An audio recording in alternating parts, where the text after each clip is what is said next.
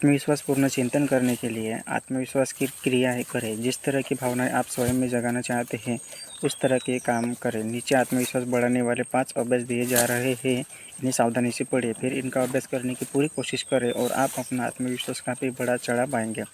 पहला है, आगे की बेंच पर बैठे। कभी आपने मीटिंग या चर्च या क्लासरूम या किसी और तरह की सभा में इस बात पर गौर किया है कि पीछे की सीट सबसे पहले भर जाती है। ज़्यादातर लोग पीछे की लाइन में इसलिए बैठते हैं ताकि वे लोगों की नज़र में न आए, और वे लोगों की नज़र में आने से इसलिए बचना चाहते हैं क्योंकि उनमें आत्मविश्वास नहीं होता। आगे बैठने से आत्मविश्वास बढ़ता है, इसका अभ्यास करें। आगे से यह नियम बना लें कि आप जितना आगे बैठ सकते हैं बैठो। यह बात तो पक्की है कि आगे बैठने से आप थोड़ी ज़्यादा नज़रों में रहते हैं, परंतु याद रखें, सफलता के लिए लोगों की नज़रों में रहना ज़रूरी होता है। दूसरा, नज़रें मिलाकर बात करने का अभ्यास करें। कोई व्यक्ति किस तरह अपनी आंखों का प्रयोग करता है, इससे भी हमें उसके बारे में काफ़ी जानकारी मिल सकती है। अगर कोई आपकी आंखों में सीधे नहीं देखता है तो आपके मन में यह सवाल तत्काल आ जाता है, यह व्यक्ति क्या छुपाने की कोशिश कर रहा है? यह व्यक्ति किस बात से डरा हुआ है? क्या यह मुझे धोखा देना चाहता है? इस व्यक्ति के इरादे क्या हैं? आमतौर पर आँखों के संपर्क में सफलता से 2 बातें पता चलती हैं। पहली यह, मैं आपके सामने आने पर असहज अनुभव करता हूँ, मैं आपसे हीन अनुभव करता हूँ, मैं आपसे डरा हुआ अनुभव करता हूँ। या सामने वाले से आँखें न मिलाने से यह बात पता चलती है, मैं अपराध बोध से ग्रस्त हूँ, मैंने ऐसा कुछ किया है या सोचा है जो मैं नहीं चाहता कि आपको पता चल जाए। मुझे डर है कि अगर मैं आपसे नज़रें मिलाऊंगा तो आप मेरे दिल की बात समझ जाएंगे। जब आप नज़रें मिलाने से बचते हैं तो आप सामने वाले पर अच्छी छाप नहीं छोड़ पाते। आप कहते हैं, मैं डरा हुआ हूँ, मुझे आत्मविश्वास की कमी है। इस डर को जीतने का यही तरीका है कि आप सामने वाले से नज़रें मिलाकर बात करें। नज़रें मिलाकर बात करने से सामने वाले को यह संदेश जाता है, मैं ईमानदार और सच्चा हूँ, मैं जो कह रहा हूँ मैं उसमें पूरी तरह यकीन करता हूँ, मैं डरा हुआ नहीं हूँ, मैं आत्मविश्वास से भरा हुआ हूँ। अपनी आंखों से काम ले। दूसरे व्यक्ति की आंखों में आंखें डालकर बात करें। इससे न सिर्फ आप में आत्मविश्वास आ जाएगा बल्कि इससे वह सामने वाला भी आप पर विश्वास करने लगेगा। तीसरा, 25% लोग तेज चले। जब मैं छोटा था तो काउंटी सीट पर जाना ही अपने आप में एक रोचक अनुभव होता था। जब सारे काम हो चुके होते और हम कार में लौट आते तो मेरी माँ अक्सर कहा करती थी, टीवी यहाँ थोड़ी देर चुपचाप बैठो और देखो कि किस तरह चल रहे हैं। माँ इस खेल को बहुत अच्छी तरह से खेलती थी। वे कहा करती थी, उस आदमी को देखो, वह परेशान सा दिख रहा है। या तुम्हें क्या लगता है वह महिला क्या करने जा रही है? या उस आदमी की तरह देखो, वह कुहर में लिपटा हुआ लगता है। लोगों को चलते हुए देखना सचमुच मज़ेदार था। मनोरंजन का यह तरीका फिल्म देखने से सस्ता पड़ता था। मुझे बाद में पता चला कि इस खेल को खेलने के पीछे माँ का एक कारण यह भी था और इससे ज़्यादा शिक्षा भी मिलती थी।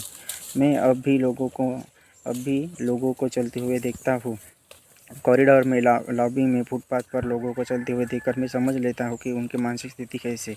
मनोवैज्ञानिक झुकी हुई मुद्रा और सुस्त चाल का संबंध खुद के बारे में, न अपने नौकरी के बारे में, अपने आसपास के लोगों के बारे में अप्रिय रवैये से जोड़ते हैं।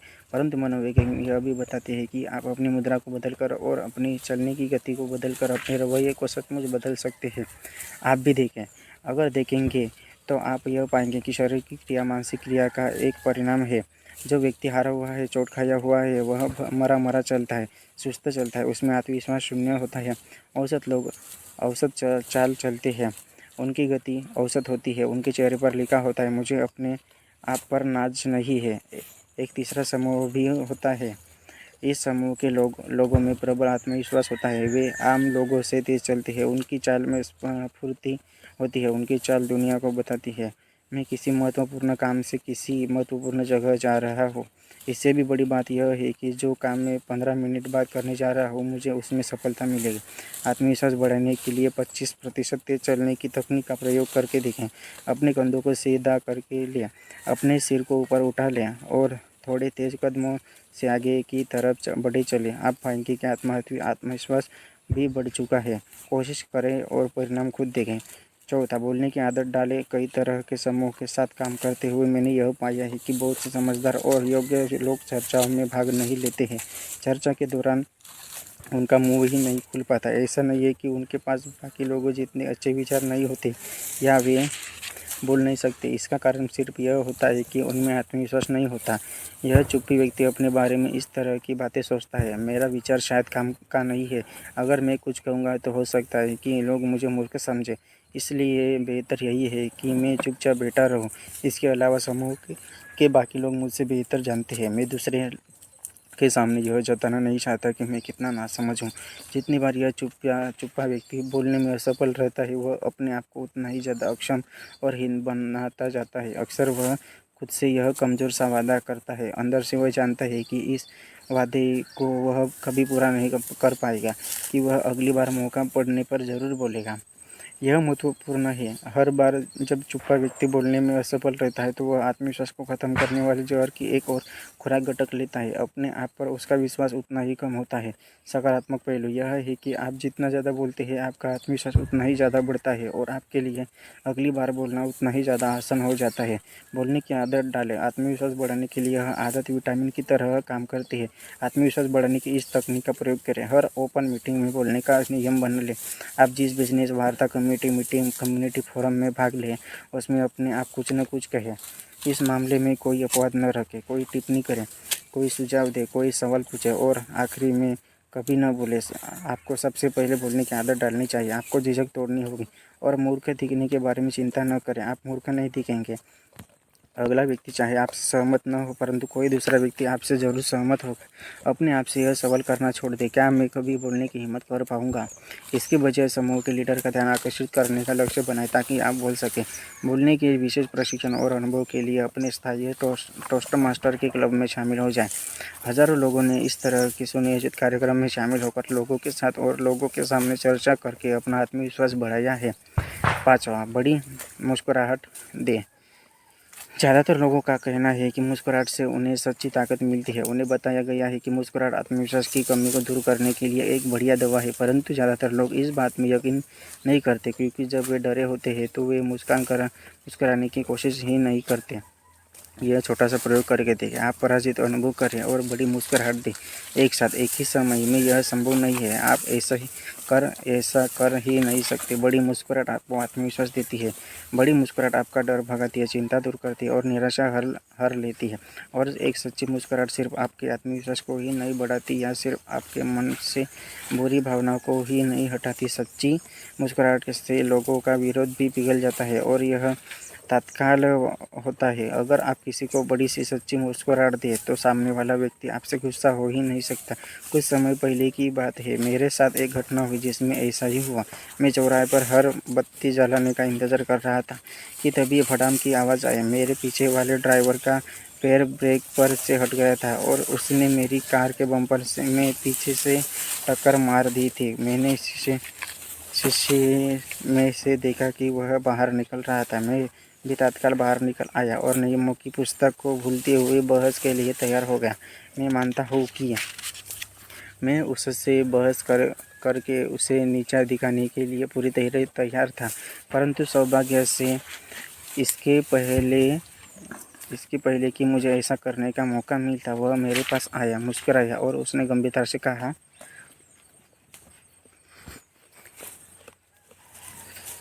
दोस्त, मेरा ऐसा कोई इरादा नहीं था। उसकी मुस्कुराहट और उसके गंभीर वाक्य को सुनकर मेरा गुस्सा काबू हो गया। जवाब में मैंने इस तरह की बात कही, चलती है तो ऐसा तो होता ही रहता है। पलक झपकते ही हमारा विरोध मित्रता में बदल गया। बड़ी मुस्कुराहट दे और आप महसूस करेंगे कि एक बार फिर खुशी के दिन लौट आए हैं। परंतु मुस्कुराहट बड़ी होनी चाहिए। आधी मुस्कुराहट से काम नहीं चलेगा। आधी मुस्कुराहट की सफलता की कोई गारंटी नहीं है। तब तक मुस्कुराए जब तक आपके दांत न दिखने लगे। बड़ी मुस्कुराहट की सफलता की पूरी गारंटी है। मैंने कई बार सुना है आप, परंतु जब मैं डरा हुआ होता हूँ या मैं गुस्से में होता हूँ तो मेरी मुस्कुराने की इच्छा ही नहीं होती। बिल्कुल नहीं होती होगी, किसी की नहीं होती। परंतु यही तो खास बात है कि आप ऐसे वक्त भी खुद कहें, मैं मुस्कुरा कर दिखा दूंगा। फिर मुस्कुराहट की शक्ति का दोहन करें। इन 5 तकनीकों का प्रयोग से लाभ उठाएं। पहला, कार्य करने से डर दूर होता है। अपने डर को चिन्हित कर ले और फिर रचनात्मक कार्य करें। कर्मण्यता, किसी परिस्थिति के बारे में कुछ न करने की आदत डालने से डर बढ़ता है और आत्मविश्वास कम होता है। दूसरा, अपनी यादों के बैंक में केवल सकारात्मक विचार ही जमा करने की कोशिश करें। नकारात्मक, खुद को नीचा दिखाने वाले विचारों को मानसिक राक्षस न बनने दें। अप्रिय घटनाओं या परिस्थितियों को याद करने की आदत छोड़ दें। तीसरा, लोगों को सही पहलू से देखें। याद रखें, लोग ज़्यादातर मामलों में एक जैसे होते हैं और बहुत कम मामलों में एक दूसरे से अलग होते हैं। सामने वाले के बारे में संतुलित नज़रिया रखें। आखिर वह भी आप ही की तरह एक इंसान है और आप समझने के रवैये का भी प्रयोग करें। कई लोग भोगते हैं, परंतु बहुत कम लोग सचमुच काटते हैं। चौथा, वही काम करने की आदत डालें जो आपकी अंतरात्मा के हिसाब से ठीक है। इससे आपके जीवन में अपराध बोध का जहर नहीं घुल पाता। सही काम करना सफलता के लिए एक बहुत व्यावहारिक नियम है। अपने हर काम से यह झलकने दें, मुझमें आत्मविश्वास है, काफ़ी आत्मविश्वास है। हर अपने रोज़मर्रा के जीवन में इन छोटी छोटी तकनीकों का प्रयोग करें। आगे की बेंच पर बैठे। नजरें मिलाने का अभ्यास करें। 25% तेज चले। बोलने की आदत डालें।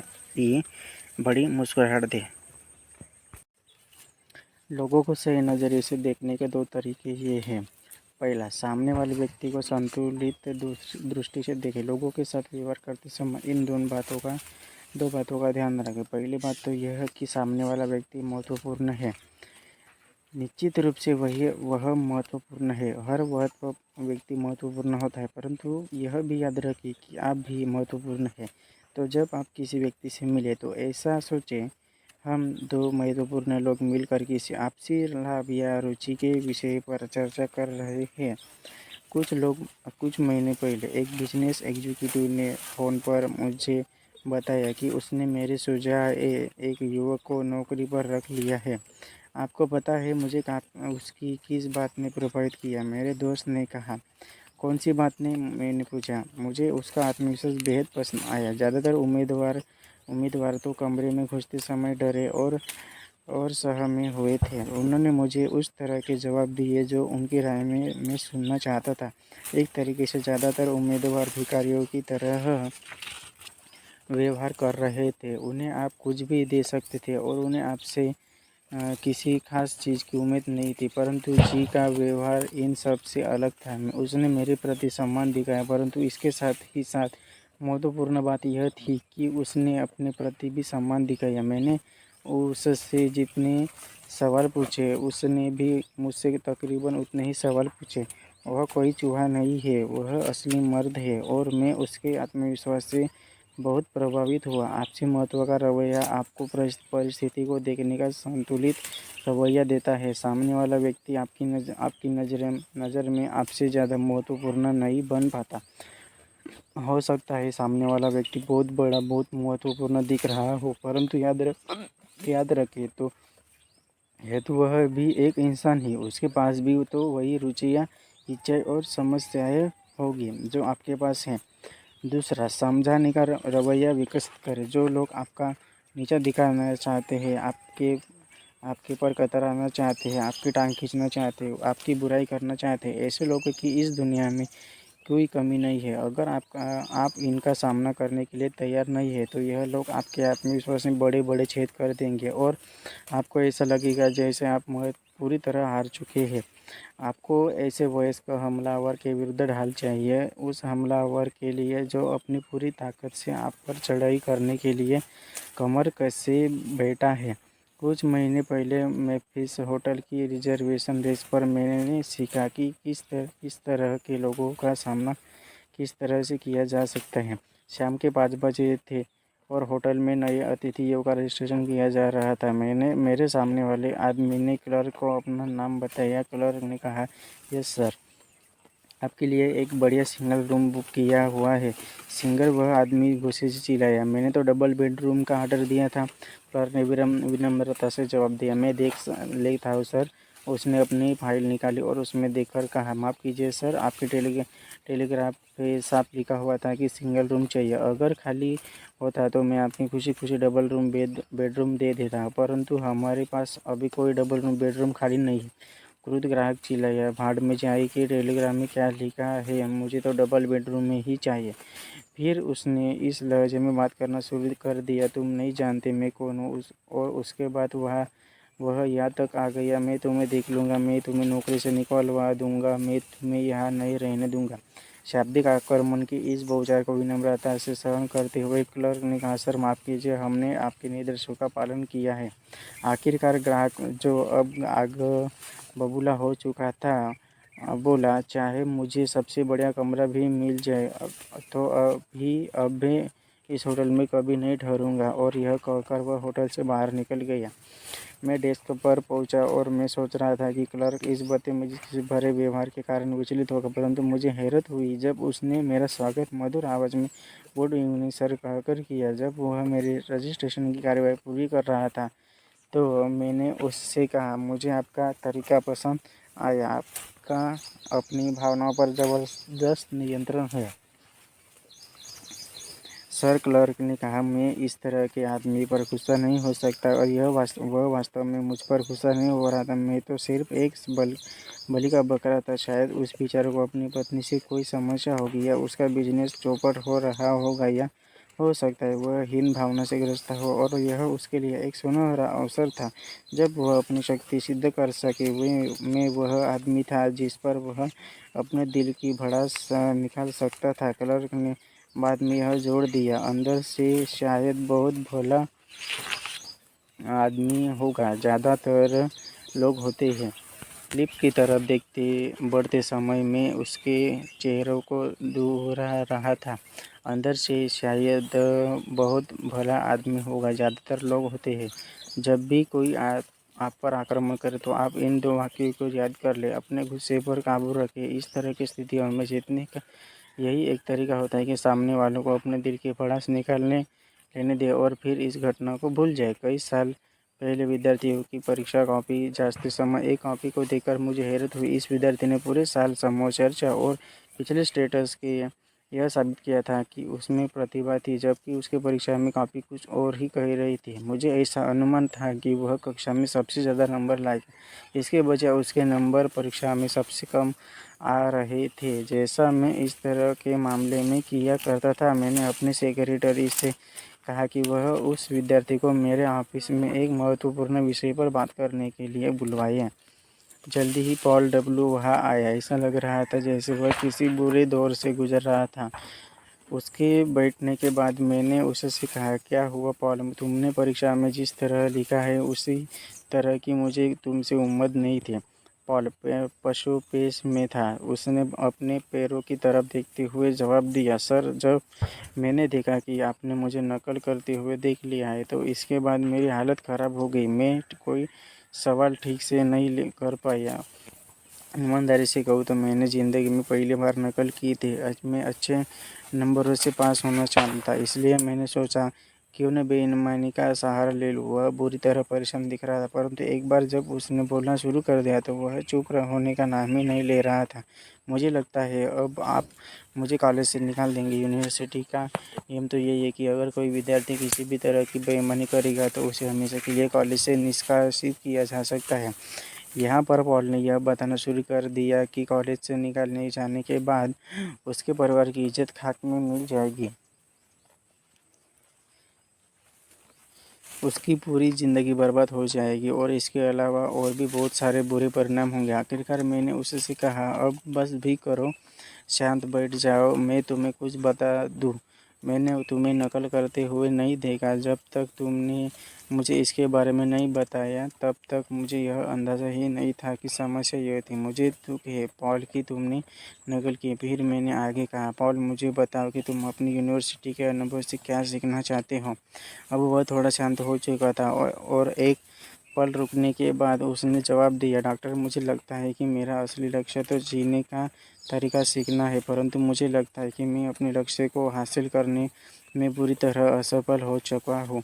हम कई तरीक़ों से सीखते हैं। मैंने कहा, मुझे लगता है कि तुम इस अनुभव से सफलता का असली सबक सीख सकते हो। जब तुमने अपने पर्चे से नकल की तो तुम्हारी अंतरात्मा तुम्हें चोटने लगी। इससे तुम्हें अपराधबोध की भावना जाग गई और तुम्हारा आत्मविश्वास खत्म हो गया।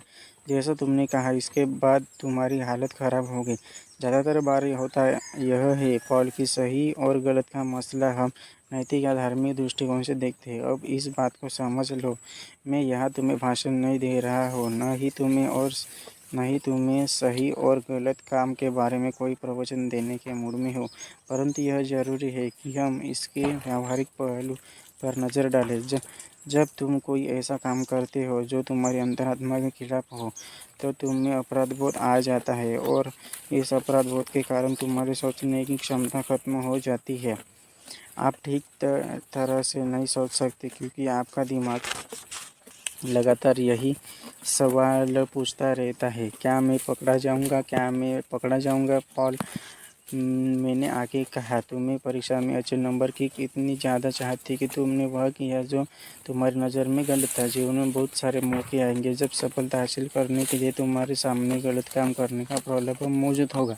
उदाहरण के तौर पर किसी दिन आप इतनी बुरी तरह कोई सामान बेचना चाहेंगे कि आप अपने ग्राहक को जानबूझकर गलत जानकारी देकर उसे खरीदने के लिए मजबूर कर देंगे, और ऐसा करने से आपको सफलता मिल सकती है, परंतु इससे होता यह है आपका अपराध बोध आप पर हावी हो जाएगा और अगली बार जब आप अपने ग्राहक को देखेंगे तो आप परेशान हो जाएंगे, तनाव में आ जाएंगे। आप सोचने लगेंगे क्या उसे पता चल गया है कि मैंने उसे धोखा दिया था। आपकी प्रस्तुति इसलिए प्रभावी नहीं होगी क्योंकि आप पूरे मन से प्रस्तुति नहीं दे पाएंगे। इस बात की संभावना है कि आप इसके बाद उसी ग्राहक को दूसरी, तीसरी और चौथी की और कई बार सामान बेचने का अवसर गंवा देंगे। लंबे समय में इस तरह की गलती सेल्स तकनीकों आपकी अंतरात्मा को तो चोट पहुंचाएगी ही, आपकी आमदनी को भी कम कर देगी। इसके बाद मैंने पॉल को बताया कि जब किसी बिजनेसमैन या प्रोफेशनल आदमी को यह डर सताता है कि उसकी पत्नी उसके विवाहेतर प्रेम संबंध का पता चल जाएगा तो वह असफल होने लगता है। वह दिन रात यही सोचता रहता है, क्या उसे पता चल जाएगा, क्या उसे पता चल जाएगा। इस कारण उसका आत्मविश्वास कमज़ोर हो जाता है और यह परिणाम होता है कि वह नौकरी या घर में कोई भी काम ठीक तरह से नहीं कर पाता। मैंने पॉल को याद दिलाया कि कई अपराधी कोई सबूत या संकेत नहीं छोड़ते, फिर भी वे सिर्फ इसलिए पकड़े जाते हैं क्योंकि वे अपराधियों की तरह व्यवहार करते हैं और उन्हें देखकर यह समझ में आ जाता है कि इन्होंने कोई गलत काम किया है। उनकी अपराध बोध की भावना ही उन्हें संदिग्ध आदमियों की सूची में शामिल कर देती है। हम में से हर में सही होने या सोचने और सही काम करने की इच्छा होती है। जब हम इस इच्छा के विपरीत व्यवहार करते हैं तो हम अपनी अंतरात्मा में कैंसर की बीमारी आमंत्रित कर लेते हैं। यह कैंसर बढ़ता है और हमारे आत्मविश्वास को कम करता जाता है। इसलिए इस तरह का कोई काम न करें जिसे करने के बाद आपको यह डर सताने लगे, क्या मैं पकड़ा जाऊंगा, क्या लोगों को इस बात का पता चल जाएगा, क्या मैं बचने में सफल हो पाऊंगा। धोखा देकर अपना आत्मविश्वास कम करके अच्छे नंबर लाने की यानी कि सफल होने की कोशिश कभी न करें। मुझे यह बताते हुए खुशी हो रही है कि पॉल को सीख मिल गई। उसने सही काम करने का व्यावहारिक मूल्य समझ लिया। मैंने सुझाव दिया वह बैठ जाए और एक बार फिर से परीक्षा दे। उसने मुझसे सवाल किया, परंतु क्या आप मुझे कॉलेज से नहीं निकालेंगे? मेरा जवाब था, मैं निष्कासन के नियम जानता हूँ, परंतु अगर हम धोखा देने वाले सारे विद्यार्थियों को कॉलेज से निकाल देंगे तो हमारे आधे प्रोफेसरों की छुट्टी हो जाएगी, और अगर हम धोखा देने का विचार करने वाले सभी विद्यार्थियों को निकाल देंगे तो हमें कॉलेज में ताले लगाने पड़ेंगे। इसलिए मैं इस घटना को भूलने के लिए तैयार हूँ। अगर तुम एक काम करो। बिल्कुल, उसने कहा। मैंने उसे एक पुस्तक दी। पुस्तक का नाम था 50 year with the golden rule. इसे देते हुए मैंने उससे कहा, पॉल, इस पुस्तक को पढ़ो और पढ़ने के बाद इसे वापस कर देना। जेसी पेनी के खुद के शब्दों में यह जानो कि किस तरह सही काम करने की वजह से वे अमेरिका के सबके अमीर व्यक्तियों के समूह में शामिल हो गए। सब सही काम करने से आपकी अंतरात्मा संतुष्ट रहती है और इससे आत्मविश्वास भी बढ़ता है। जब हम कोई गलत काम करते हैं तो दो नकारात्मक बातें होती हैं। पहली बात तो यह कि हमें अपराधबोध आ जाता है और इस अपराधबोध से हमारा आत्मविश्वास कम हो जाता है। दूसरी बात यह कि देर सबेर दूसरे लोगों को हमारे गलत काम की जानकारी मिल जाती है और उनका हम पर से विश्वास उठ जाता है। सही काम करें और अपने आत्मविश्वास को बनाए रखें, यही सफलता चिंतन का कारगर तरीका है।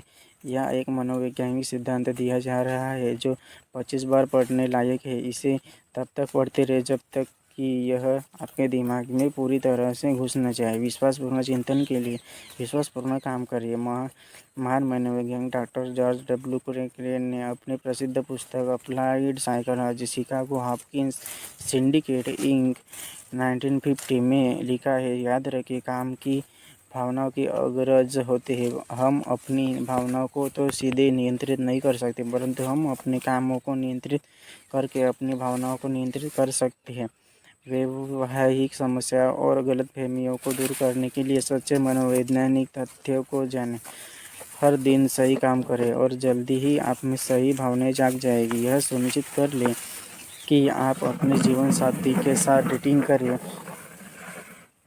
उसका हर दिन उसकी सच्ची तारीफ करिए और भी ऐसी छोटी छोटी चीज़ें करिए। आपको और प्यार कम होने की चिंता कभी नहीं करनी पड़ेगी। आप प्रेम के काम करते रहेंगे तो जल्दी ही आप में प्रेम की भावना भी उत्पन्न हो जाएगी।